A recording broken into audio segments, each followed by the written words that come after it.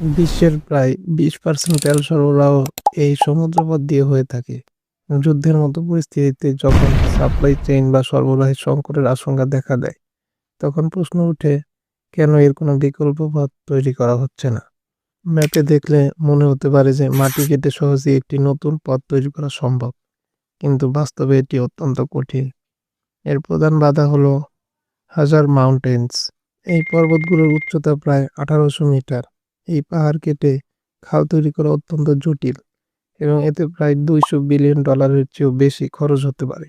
সবচেয়ে বড় সমস্যা হলো সংযুক্ত আরব আমিরাত এবং ওমানের এই খাল তৈরিতে রাজি হওয়া।